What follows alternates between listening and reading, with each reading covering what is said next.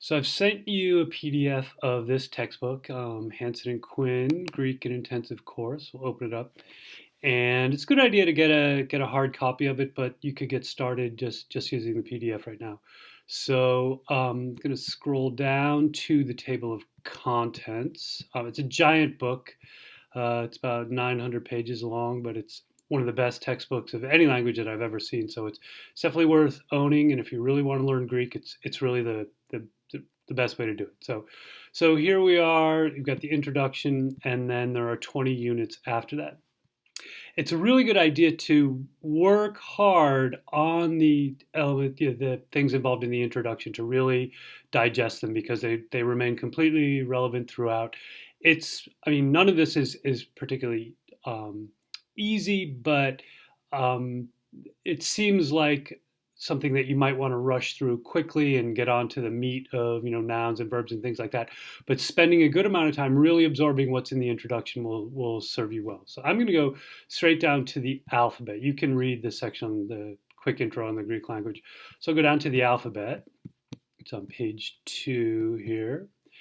And see if we can size. Well, I'm not going to size it. So there it is.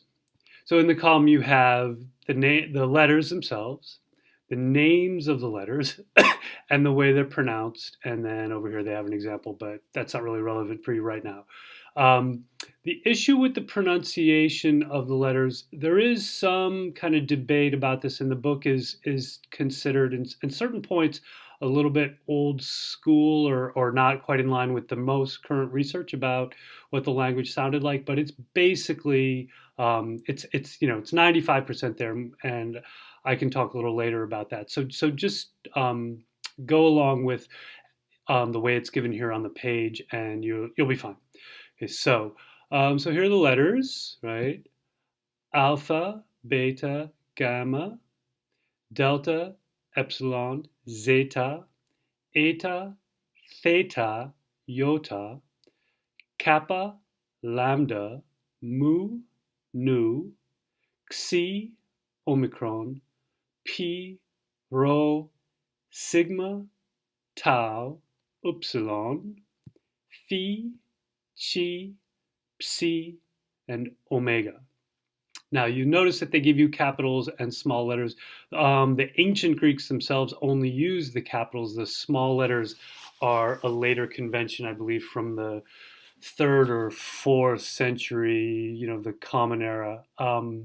But texts you'll see in this book, and most of the time, if you were to go to a classical bookstore, if any such thing still exists anywhere, the text would be written really largely in the small letters with only proper nouns starting with the capital letters.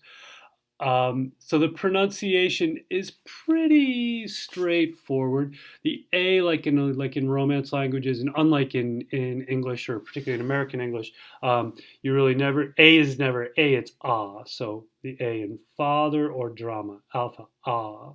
The beta is b. This is the g sound, the hard G sound, g gamma. Delta d. Epsilon like E and get. Zeta, which as they tell you here is like this it's considered a double consonant. You have a DZ sound, zeta. Eta, it's like a long AI, although that's a little bit misleading because in English you kind of round out that wait, bait, but it's really a, it's kind of a more constant hold.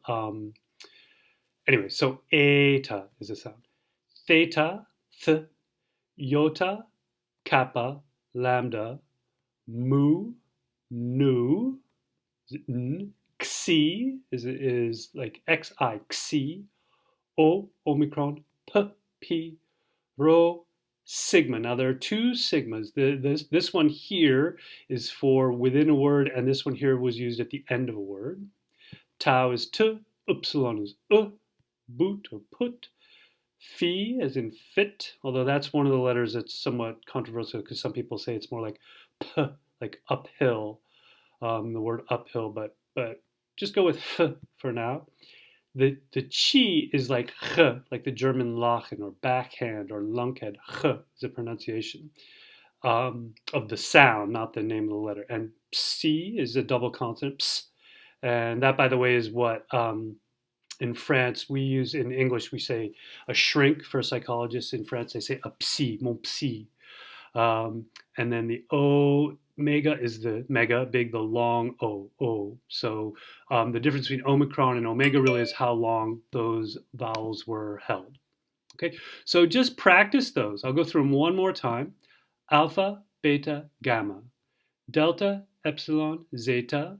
Eta, theta, iota. Kappa, lambda.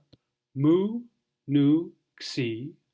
Omicron, pi, rho. Sigma, tau, upsilon. Phi, chi, psi, omega. And it would be a great idea to practice writing them out. That's a good way to internalize them. So try pronouncing them and then writing them out. And once you get the alphabet down, we can proceed to the next stage. Okay.